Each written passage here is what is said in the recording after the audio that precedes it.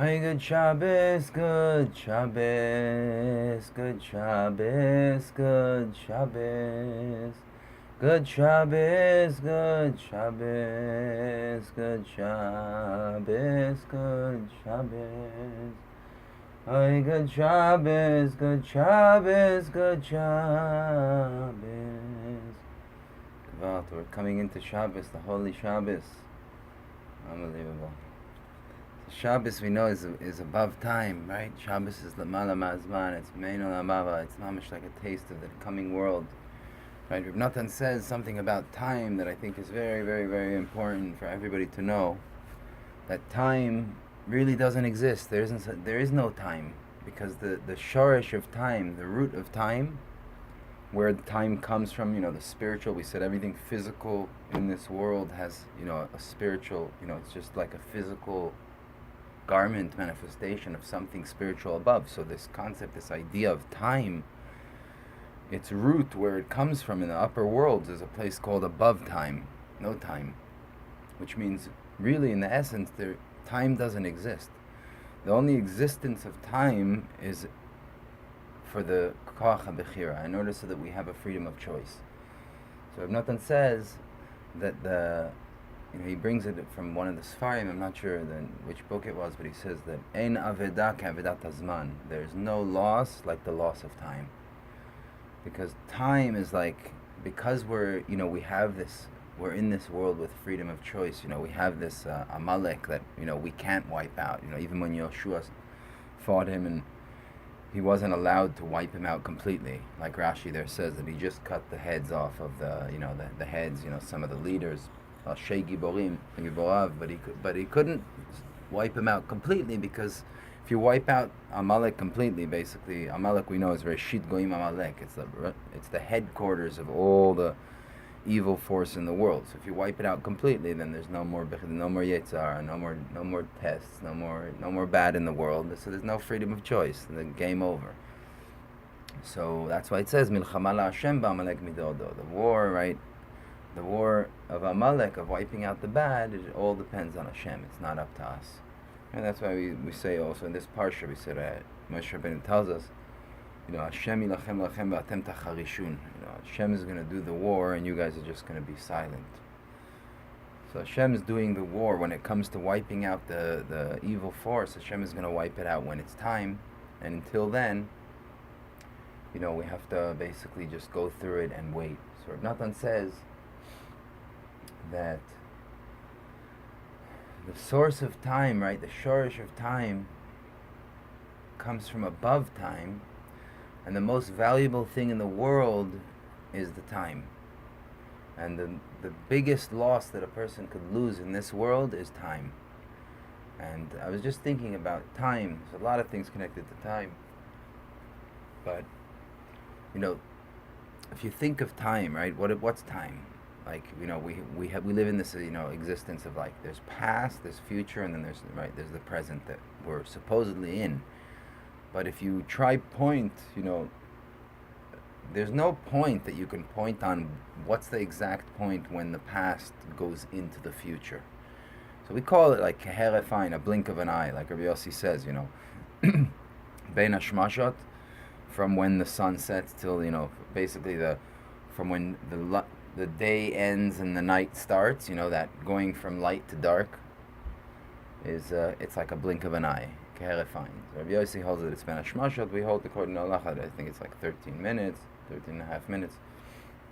But so there's no actual present. The present doesn't exist. There is no present. There's past and there's futures. The past passed and the future didn't come yet. So what time am I living in? I'm living in something that we gave it a name called present, right? So why did Hashem set it up? Hashem set this whole world up in a way, right? Hashem could have set it up in a way where there were just, time would just be standing in the same place and we would be living, right? Like, there's stories where time stopped, right? By Avram Avinu, when he was chasing the four kings to go and redeem the soul of Mashiach from that's going to come out of Lot. So we know it says that the time He split the night into two. The time stopped over there. We know by Yaakov Avinu with the ladder that the time, quickly the sun came from like midday. The sun set really fast, and he went to sleep. We know Shemesh Begivon Dom, the war with Yoshua when he was fighting the kings in Israel, that he had to finish off this war. So he prayed and the sun stopped and they finished off the war. So there's this concept of like being able to live in an existence where, the time is just standing still and you're still living. You're living, so there's no past, future, present, right? It's just, but Hashem purposely set it up in this way where there's past, future, and then there's the present, right? So Hashem set it up that way because he wanted us to realize the value. And Reb Natan, he talks a lot about this, the value of time. As much as Reb Natan was like a chassid, he grew up very, very, misnaged. He was like, he married the daughter of Reb David Tzvi, who was like basically the Gedol Ador there in the whole of Ukraine, in charge of he was respected, and till today he's respected in the world. Very, very big tzaddik, mamish, huge tzaddik. His father-in-law used to, for 40 years, he sat and he learned Torah all the time, like all night. He never went to sleep. He held a candle, and if it would start dripping onto his finger, if he'd fall asleep, so he'd tilt it and the wax would burn his hand, and he'd wake up and keep learning. 40 years, never got into a bed. Reb Natan said, until I met Reb Nachman, I never knew what's the difference between, my father-in-law and Moshe Rabbeinu. That's how holy, Reb Natan's father-in-law was. And he took Reb Natan when he was 13 years old to marry his daughter. Married off his daughter to Reb Natan. So Reb Natan was giant, and very, very, very learned, huge Ilui. And he said he didn't know the difference until he got close to Rabbeinu. And then once he got close to Rabbeinu, so he expressed that the difference, he felt like the difference was like the difference between, a pot of soup or chulent, right? When you serve it when it's hot or when it's cold. That's basically the difference. That's how he described it. What that means exactly, I don't know, but that's what he said. So Reb Natan, he definitely has that very strong, a Litvish side to him, because he grew up, he only became chassid when he was later on in life. I'm not sure exactly what age he met Reb Nachman when he was 22, but at some age he became a chassid. But he was very, very when it came to time, Reb Natan was mamash a yeke, he was, so makbid. He has these letters where he sends letters to his son telling him, he sent in the mail his watch to his son that was in a different city where there was I guess a guy who fixes watches, and he would, how important it is to me, and get it fixed as fast as possible and send it back to me, he's all under pressure, I have to get my watch. He was very, very makbid on time, every minute was valuable, and the value of time it's a very, very big thing, because we are in Olam Hazeh and we do have Yetzer Hara, so that we have freedom of choice, so we're time bound, right? We need to remember that Shabbos comes from Olam Haba. It's a taste of the next world, right? Time comes from beyond time, right? This is the root of it.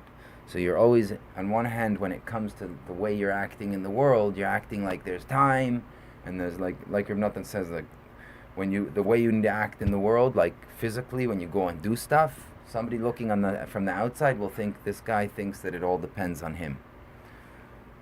So that's how you need to look on the outside, which means you're going to do the Ratzon of Hashem, mitzvahs, whatever. You're running, you're building a business, whatever you're doing in the physical world, you have to do it as if it all depends on you, and inside of your heart believe be'emunah shlema, with full faith, that Hashem is running everything.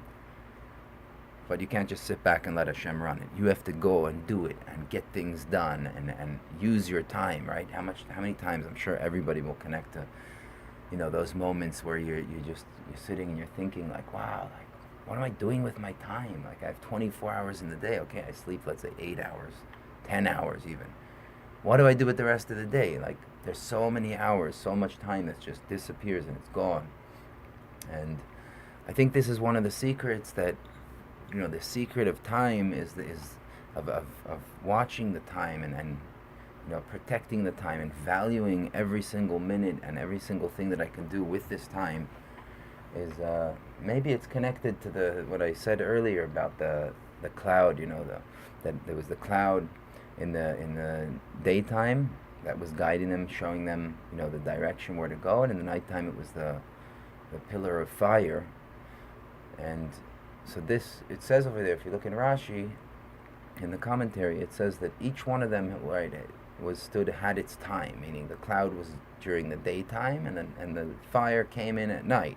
And as one was going out, the other one was coming in, kind of like the sun rising and setting, right? Darkness and light. When one comes in, one goes out. So this is basically time, right? Time was all evolved around this, the sun and the moon, right? The light and the darkness. This is where our cycle, our yearly cycle, daily cycle, our time is around this inyan. So we see that in order to subdue the Yetzer Hara, whenever it came to wiping out the evil force, or at least blocking and holding back the evil force, we see there's this idea of stopping the time. Now, stopping the time is basically, instead of each one of them having a turn, they're both mixed together, right? Because basically, if if right now the sun is supposed to set, that means it's time now for the dark to come in. But if the sun doesn't set and time stops, that means that the darkness and the sun, they're both at the same time. They're mixed together, because right now the sun, let's say, stopped for 12 hours, like at the time of Yoshua or Avram Avinu, right? The sun stopped, time stopped, but it stopped now, and it's basically in the time where it's supposed to now be, because 8 hours, let's say, went by, so it should be now dark, but it's still light, which means they're both mixed together. So that's that concept of basically the time, these different events that the Torah teaches us about, where time stopped, like with Yaakov Avinu with the dream, and with Avram Avinu chasing the kings, and Yoshua fighting the kings in Israel.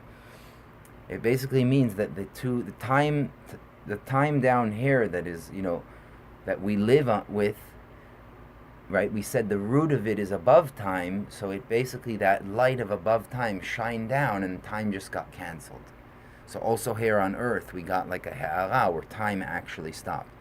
So I think this is the idea that it's talking about. I haven't seen it inside, but I'm thinking maybe I might be wrong, I don't know, but maybe it's the idea of that we see when Hashem wants to hold back the Egyptians, like Rashi says, that the cloud that went behind us as we were coming, we're at the ocean, and the Egyptians are coming right behind us, and Hashem takes that cloud and he puts it behind us, between us and the Egyptians, and that cloud is holding back the stones they're throwing and the arrows and so on. So all these powers of impurity that are coming towards us are being held back and subdued. And it was nighttime, and the pillar of fire was in front of us, so we had light in front of us. We could see everything in front of us in the darkness. But that cloud that's usually only in the daytime was there also, which means it was a combination of light and darkness. And whenever we see the Torah teaches us in those three examples I gave you, when the time stopped, that it was always times where some big event was happening. Something big was going on. So with Yaakov Avinu, I don't know exactly how it's connected, because that was the dream about, he was going to Lavan, and Hashem told him that I'll protect you and everything you go. So I guess it's also connected to wiping out the evil, but with Yoshua conquering the 31 kings that lived in Israel, so that we for sure see how it's the time was stopped in order to subdue and wipe out the evil force in the world, that Amalek. And when it came to Avram Avinu fighting the 4 kings, it was also again wiping out the evil force in order to redeem and bring that spark of Mashiach, that Reish Pei Bet, that hope that every person has. So same thing over here. The Egyptians are coming, and they're about to, attack, and Hashem does this idea, this concept of taking the cloud and putting it in the back and having the fire from in front. It was basically time stopped. That's what it was. So the time, both of them played the role at the same time. Fire and the cloud, which means the daytime and nighttime and daytime. This concept of time stopped. And as soon as we get a light, like on all the holidays and stuff, we get a very big light that comes, for whatever holiday it is, on Sukkot, on Shavuos, on Simchas Torah, we get a really, really high light, then that light is beaming down and you can actually tap into that light, right? You can feel the light of the holidays. You can feel the light of Purim, right? So that light of beyond time, the root of where time comes from, was beaming down. When that light of beyond time beams down, all impurity, all sitra achra, everything gets stopped and held back. And that's what it says at the end of the parsha, Milchama Hashem ba'Amalek midor dor, that the Hashem has a war against Amalek. Hashem is the one fighting Amalek, because there has to be the evil force in the world in order for the world to exist. The same way, we could stop the time temporarily to do wars and to subdue and weaken the evil force in the world if it's necessary, if it's too strong and it needs to be weakened. But it has to continue, right? Time has to continue. The evil force in the world has to continue. The power of bad has to go on in order so that we have freedom of choice. So just this idea of this whole time and this ha'ara, this light of beyond time that came down, and protected us from all these poisons and things that the Egyptians were sending towards us, was it's basically a really, really, my point is, I don't know where I'm going exactly, but my point is that the value of time is so important. Like, there's a few things I saw. Where is it? I wrote it down somewhere. Right, so they say, there's a bunch of questions they ask you. It says in the Gemara and Shabbos that Rav Natan brings, Rava says that when they bring you into the Beis Din above, when in the Shama your soul goes back up, so they ask you a bunch of questions. The first question they ask you is whether you did, your business be'emuna, asata v'natata be'emuna. And then they ask you, kavata itim la Torah, did you have times where you learned Torah? And then it says, sakta b'priya uviyah, did you, be fruitful, multiply? Tzipita le'yeshua, were you waiting, and yearning for the redemption? Pilpalta b'chokhmah, did you learn and try to figure out and break down the wisdom of God and try to figure it out? Hevanta davar mitoch davar, did you understand one thing from another? Rashi over there says that's da'at, which is the actual understanding. And then it says, "Va'afilu hachi irat Hashem yotzaro in ilo lo." So what he's saying is, even if a person did do all of these things, and his answer is yes to all these questions, they still ask him, they say, did you have Yirat Shamayim, which is God's treasury? Meaning a treasury is something like a safe, something where you protect things. So the Yirat Shamayim, the fear of Hashem, right, that awe of Hashem's oneness and tapping into the Hashem's existence at every moment and realizing Hashem is there with you, right, that Yirat Shamayim, where you're not just hefker in the world, right? Time isn't just, burning time, but it's more living time, like fulfilling time. So if a person has Yirat Shamayim with all those things, so then his answer is yes. And if he doesn't have the Yirat Shamayim, which is that treasury, that thing, that chest that's going to protect all of these questions, right? All these things we mentioned, even if he did do them, what's the protection of them? That they're inside of a safe and that they're valuable and they're good and they didn't get damaged. Is whether a person has this Yirat Shamayim. So one of the questions, the second question is kavata itim la Torah. Did you make itim? Itim are like times. Et, right? It says me'et le'et. It's like 24 hours is called from time to time. Et le'et. And it says also, et la'asot la'Hashem eferu toratecha. So, et means a time. So, kavata itim la Torah. Did you take times, certain times, and put them aside for learning Torah? Like a minute a day, 10 minutes a day, whatever, but a kavua time. So I was thinking that kavata itim la Torah, what are these itim? How much time do I need to put aside? So I thought if you put 12 minutes a day, right, so meaning out of every hour has, 60 minutes, you take one of those minutes out of each hour. So you just take 1/60th. We know the 60th is like It's a powerful thing, right? 60, or the 60 has the power to wipe out the bad completely. 1/60th. If there's like if you have a pot of kosher food, and that 1/60th falls in, right? As long as you have 60 times more than what fell in, obviously it's something you can't see. Like if you could see it, you need to take it out. But if it's, let's say, in a soup form, a liquid form, and it pours in, as long as you have 60 times more in the kosher food, it becomes batel. It's wiped out. So the power, right? This 60 has a power, a very, very strong power to wipe out all bad.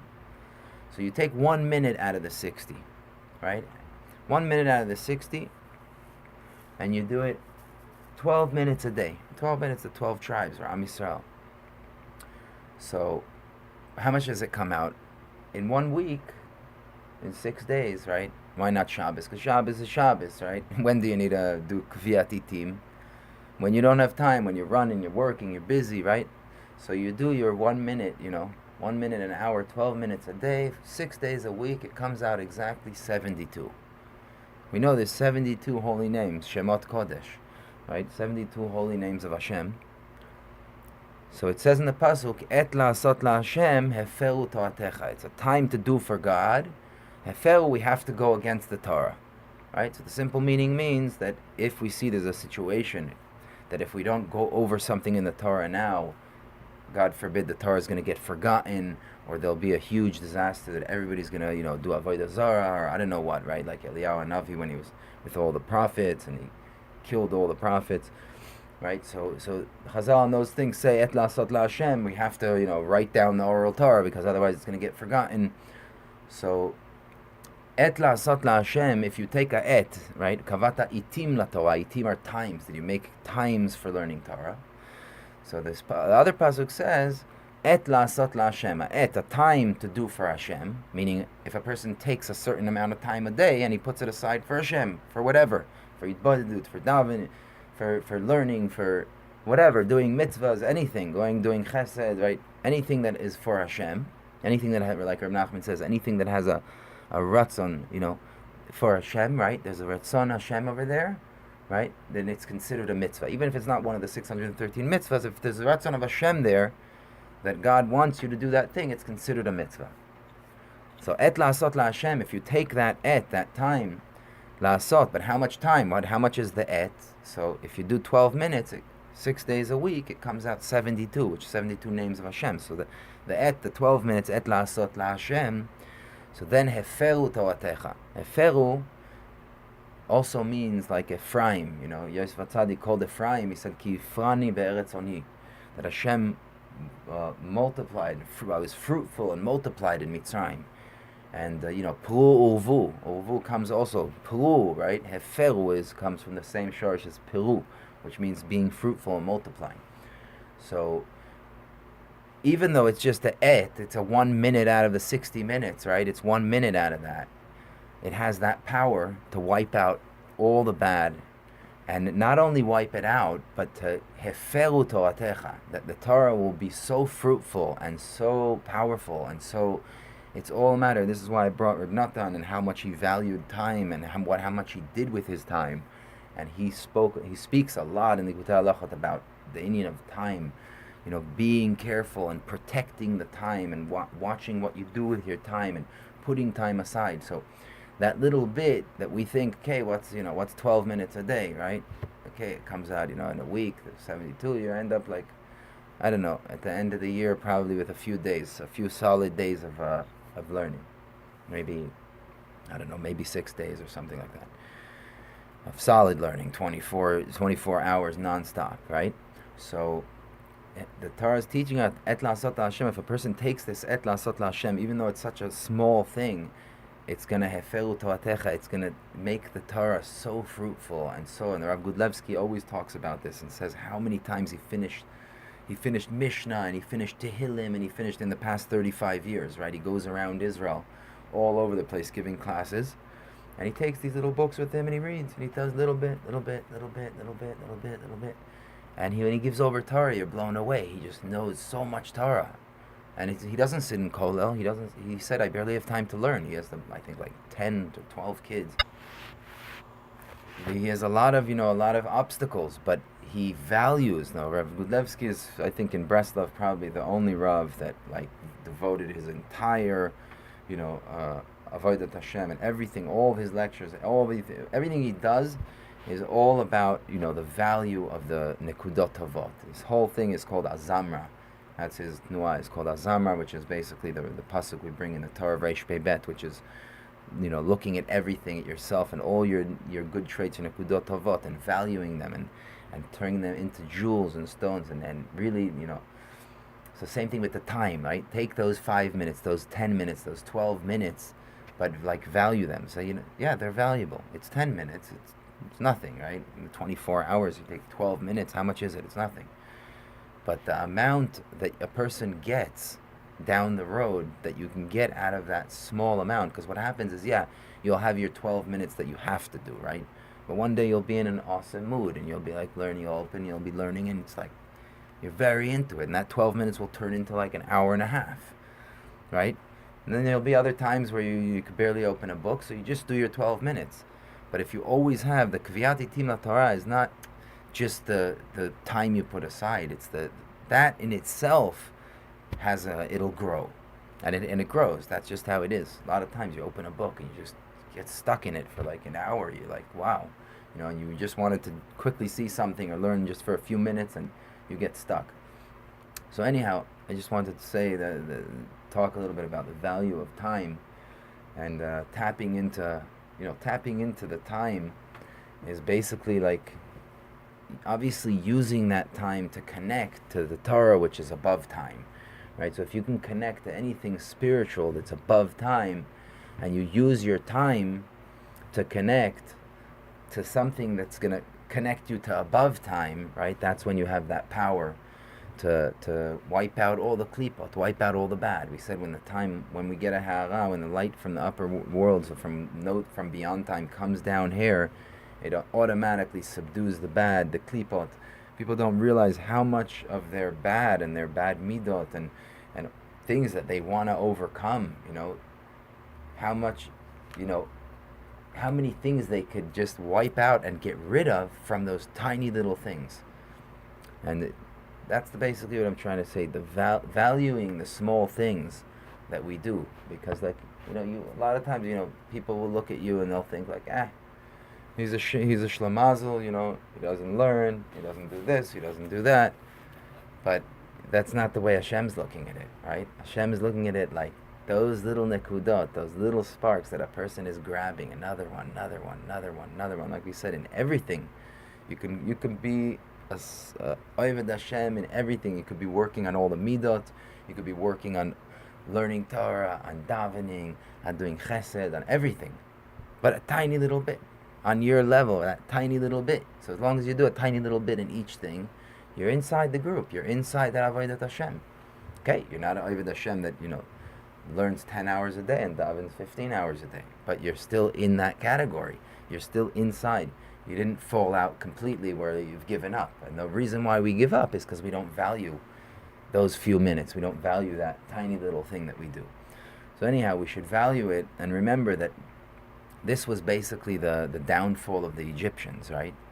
If we didn't have this, this light that came down, this a beyond time coming down, and the cloud and the pillar of fire taking, playing a role at the same time.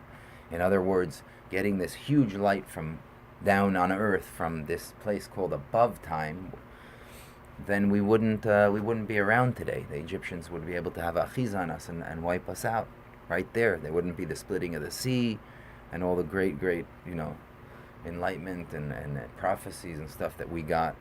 There wouldn't be, Matan Torah, 40 years in the desert, this whole thing that, would not happen. What did it depend on?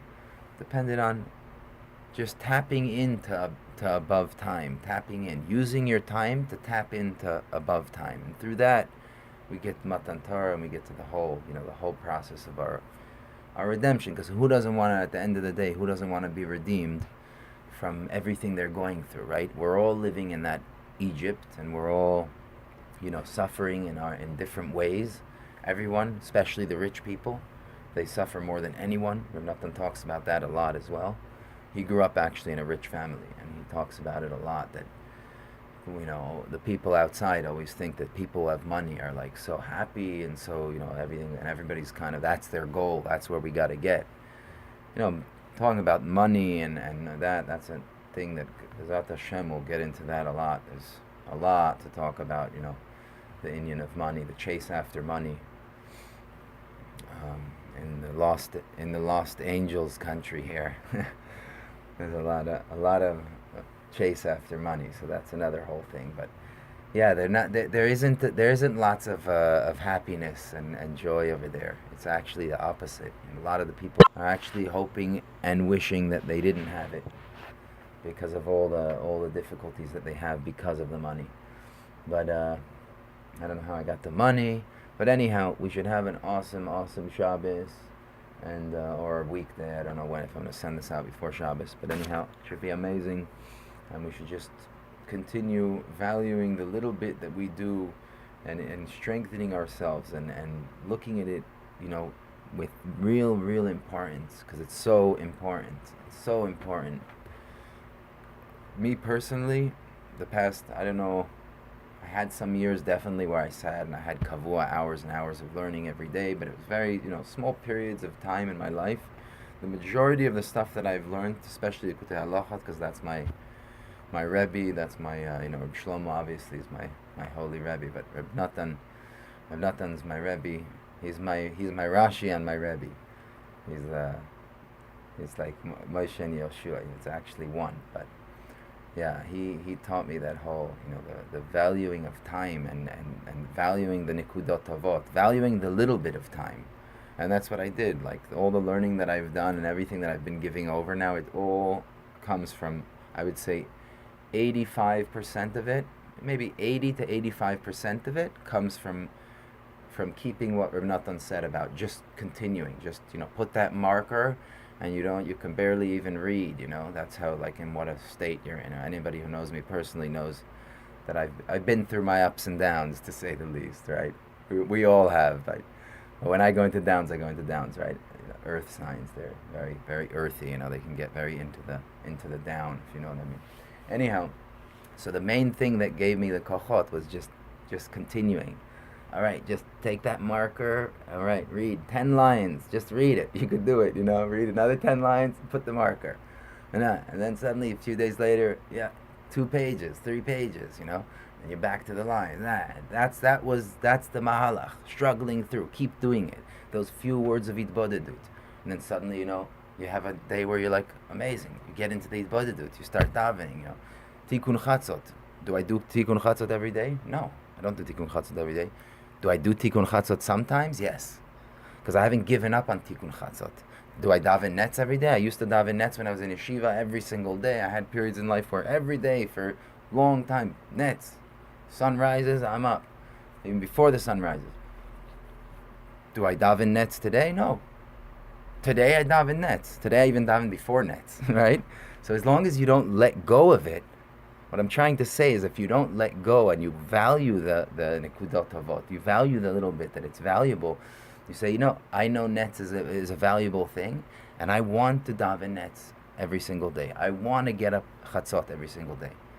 And you don't let go of that, and you value it, and you continue wanting it, then you'll find throughout the year a bunch of openings where suddenly you grab tikkun chatzot, you grab some learning, you grab some davening, you keep grabbing things, because you haven't let go of it. It's all about not letting go. Because once a person, if I feel like I need to be a netznik and daven nets every morning, or learn 5 pages every day, or all these standards that we give ourselves, we end up being disappointed, and we're not holding up to what we think we have to do in order to be satisfied and be on the level we feel like we want to be on or need to be on. So we give up completely and we don't do anything, right? We let go of it completely. So Reb Natan teaches you this whole different way. Obviously, you got it from Reb Nachman. It's a different way of avodah. No, you don't have to be. It would be awesome if you're there, but if you're not, it's okay. You just continue with your tiny little sparks, your little nekudot tovot. And every time you do a netz, like I did this morning, I came back happy from the minyan. Yeah, I did a netz. I davened in the morning early. Did I yesterday? No. The day before? No. Did I go to the mikvah yesterday or the day before? No. Today I went to the mikvah. And B'ezrat Hashem, and I went now before Shabbos, and B'ezrat Hashem tomorrow I'll go again, God will, So it's all about valuing the little bits and trying, and always having it in your mind, like, yeah, that's what I want. I want to get to that very, very high place.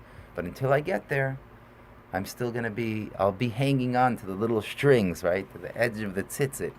Hanging on, not let go of it.